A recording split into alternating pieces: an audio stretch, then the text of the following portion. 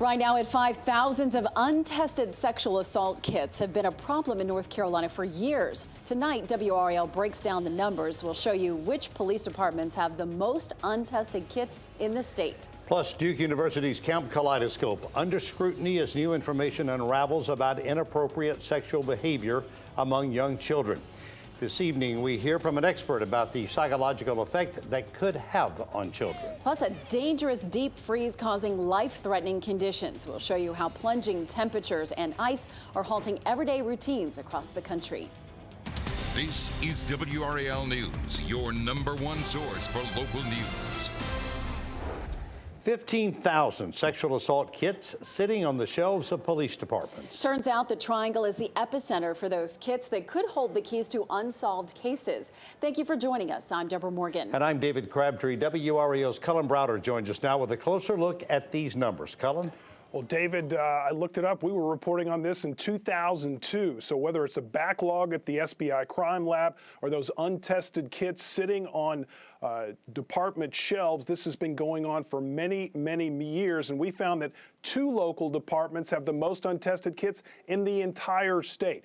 Attorney General Josh Stein has outlined a plan to get those kits off the shelves into the lab at about $700 per test. It's going to cost about $6 million to catch up and implement a system to keep the backlog from happening again. As you said, it's estimated it's 15,000 untested kits all across the state.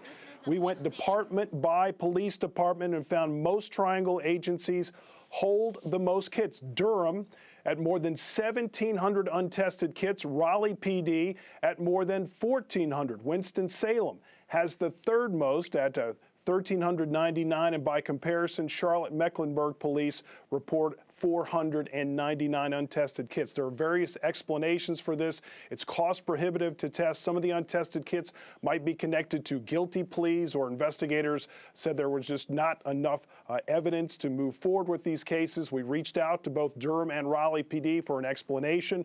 A Raleigh police spokesperson responded, quote, "The number of untested kits dates back several years. Representatives from the Raleigh Police Department recently met with the SBI to move forward in submitting the kits." And moments ago, I heard from the Durham Police Department. I was told that they follow the SBI evidence guidelines, and they are also in the process of submitting those kits. David.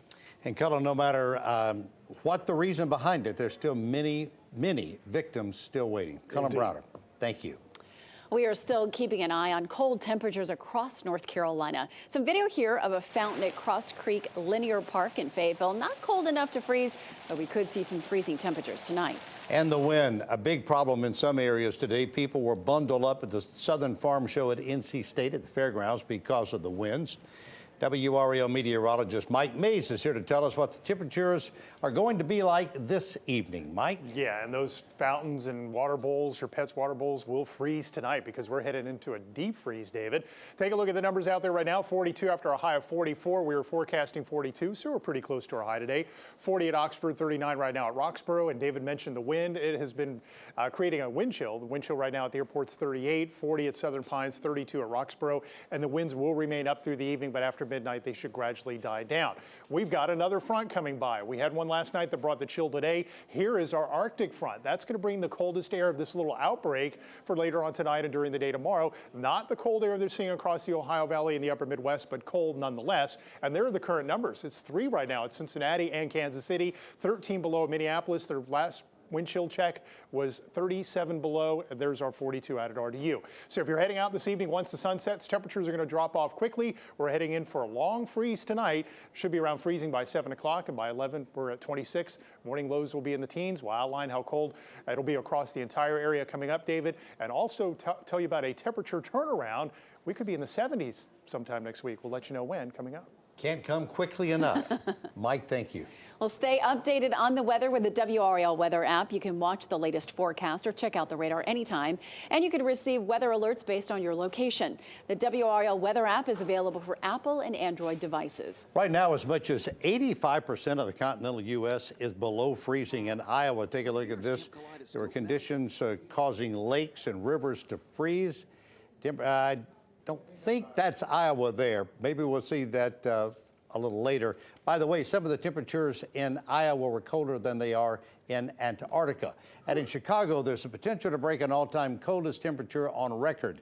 -27, which was set more than 30 years ago. Wow, well, the freezing temperatures are causing chaos in other parts of the country. Coming up in the next 10 minutes, we'll show you how the weather is halting mail service for some people, plus a marathon still going on in 50 below temperatures. And speaking of the mail, North Carolina farmers could see a check in their mailbox as early as today. State Ag Commissioner Steve Troxler announced that the first round of checks were sent today for farmers impacted by Hurricane Florence and Tropical Storm Michael. The damage to farmers is estimated to be at $1.2 billion. The General Assembly agreed to allocate $240 million to farms that were damaged.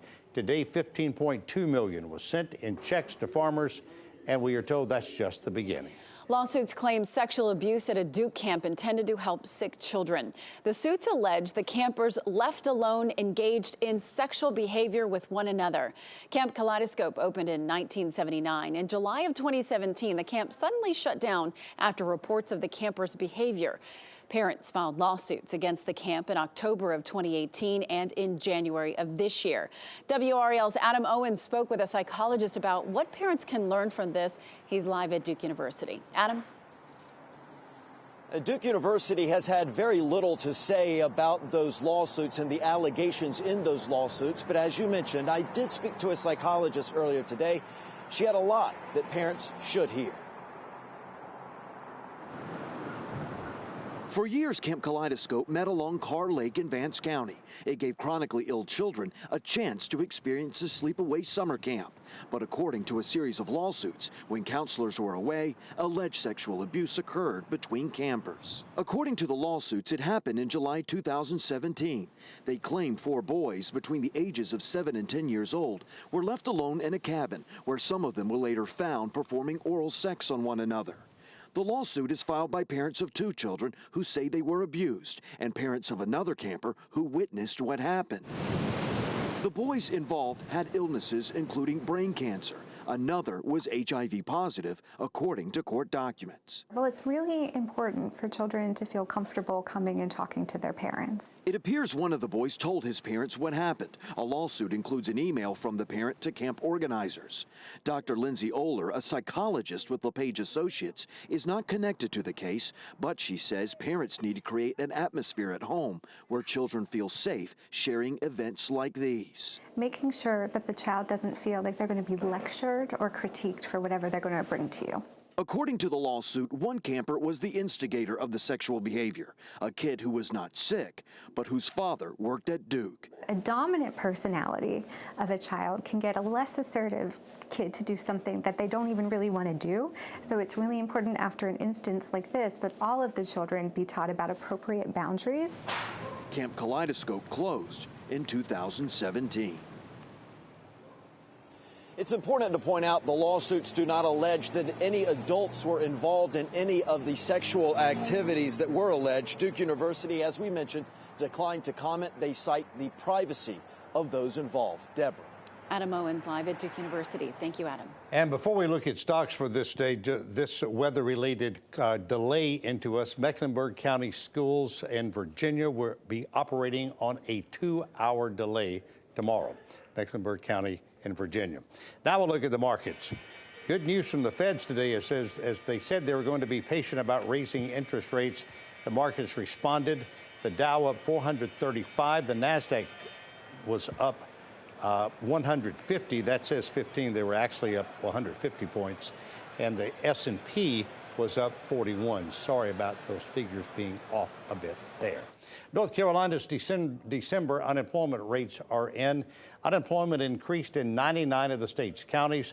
Only one was unchanged, and Hyde County has the highest at 8.6%. Among the metro areas, Rocky Mount had the highest at 5%. Asheville with the lowest at 3.1%.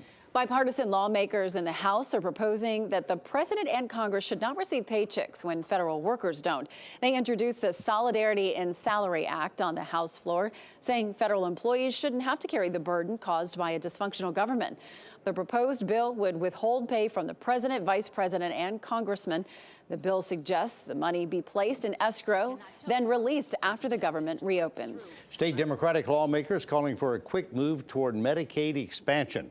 This plan would provide taxpayer-funded health insurance to hundreds of thousands of people in the state, most of them working poor. The federal government would cover 90% of the new cost. The other 10% would come from hospitals in the state.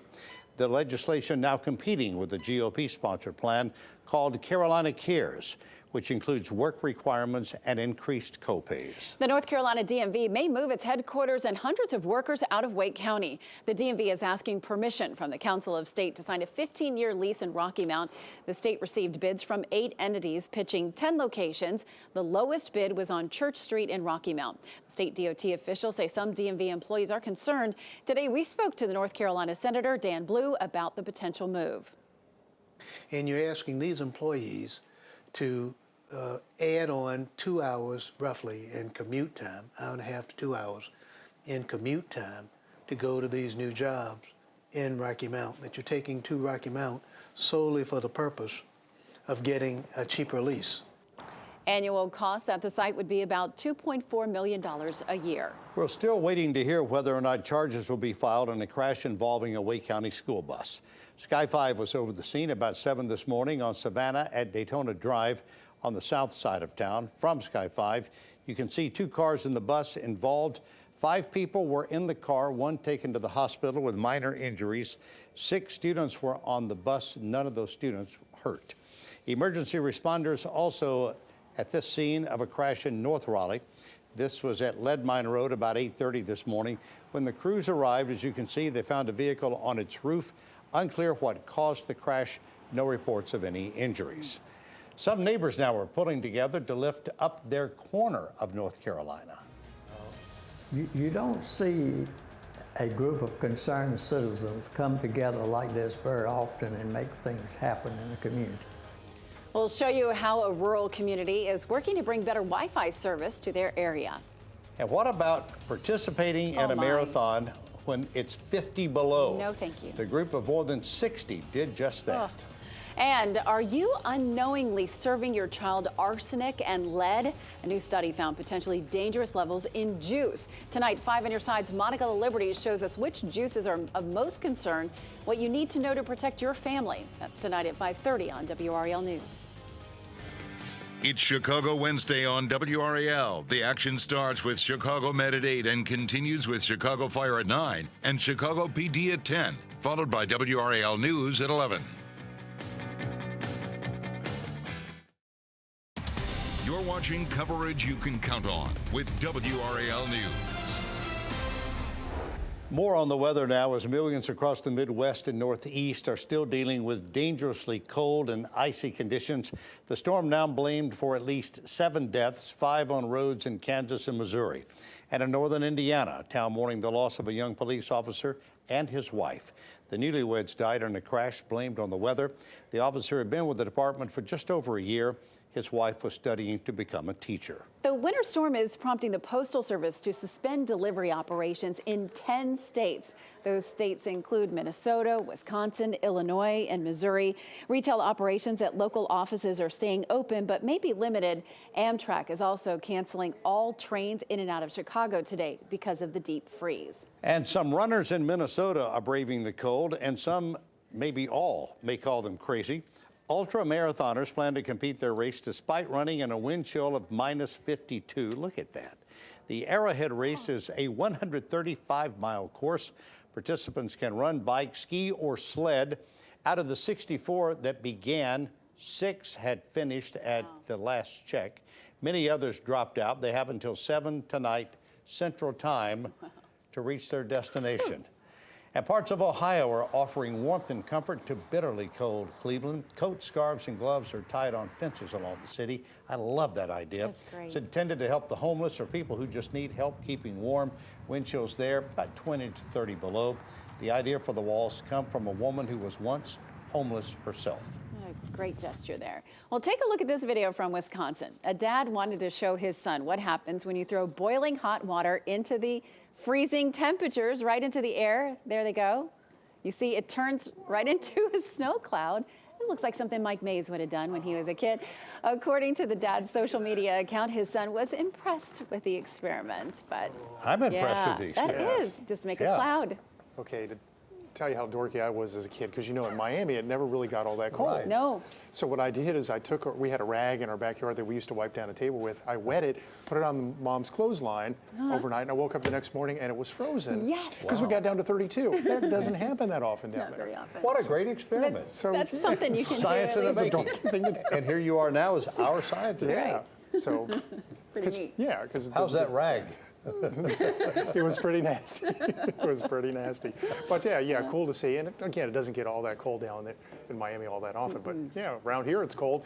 And we also have a wind advisory that's in effect till 7 o'clock. Actually, it looks like it just expired. I tell you what, I walked out of the Weather Center. It was still in effect. Now it's over. And I was just going to let you guys know that it was a moot point pretty much that this has been in effect because it didn't live up to its potential. There were anticipations of 35 to 45 mile per hour wind gusts through 7 o'clock. That has not happened. Here are our peak wind gusts, 37 at Roxborough. The peak wind gust at RDU is 26. Fayetteville, the peak wind gust has been 24. And here's how the winds gusts are now. They're very low, and we don't expect gusty winds heading through the evening since our wind advisory was canceled early. So much cooler afternoon for us thanks to the cold front that came by yesterday. We also are seeing clouds to our south and east. Fayetteville, you've seen some of this dim sunshine throughout the day due to this upper level cloud cover. It's all going to scoot out. We're going to look for a clear night tonight and a really pretty day tomorrow, but a colder day. So we had front number 1 come by yesterday. Here's front number 2. This is the Arctic front. And before you think, oh my gosh, we're going to get all this Arctic air, it's not going to be as cold as it is up in the Ohio Valley and the upper Midwest. We're going to get a little taste of cold air. In fact, not even as cold as the Arctic outbreak we had last week. Remember last Monday where we had the highs in the low 30s, morning lows were in the teens. We'll have morning lows in the teens, but our highs tomorrow will likely be in the mid 30s to low 40s, so not nearly as cold as what we had last Monday. It's windy and frigid across the Ohio Valley as Arctic high pressure is building in. Right now it's 13 below in Minneapolis, 14 below in Chicago, it's 3 at Cincinnati and Kansas City, 24 right now in Nashville, and they had a little bit of light snow this morning. There are the current wind chills. It feels like 38 below in Chicago, feels like 30 below in Minneapolis. 8 is what it feels like in D.C. and 7 in New York City. So you can see some of that colder air is making its way up in the big cities up to the north. So our potential wind chills, we're going to run through these, and you can see by 11 o'clock tonight, wind chills almost 50 below in Chicago and Minneapolis. You got to wonder how the folks up there are coping. For us around here, our wind chill by 11, perhaps around 20. In the morning, our wind chill by 4 a.m., about 13. Stronger wind chills up to the north, 53 below forecast for Minneapolis, 50 below wind chill in Chicago. For us, for the morning commute, facing wind chills in the lower teens, nothing compared with what the folks are having to deal with in their morning commute up there. And then by 10 o'clock tomorrow morning, our wind chills at 26. In the afternoon, by 1 o'clock, our wind chill is about 29. And on the ride home from work and school tomorrow, our wind chill 32. And after tomorrow, temperatures really begin to rebound. So it'll feel much better by Friday and the weekend. Heading out this evening, it freezes quickly, 31 by 9 o'clock, 26 by 11. Those wind chills around 20. Hard freeze tonight, teens and 20s for lows, 12 at South Hill, 18 in Raleigh, 22 Southern Pines, 23 in Fayetteville. Your morning commute will be a cold one. It'll be a bright one, 20 by 8 a.m., 26 by 10 a.m. So definitely going to have the heater on in the car, maybe drive with the hat on and the gloves on too.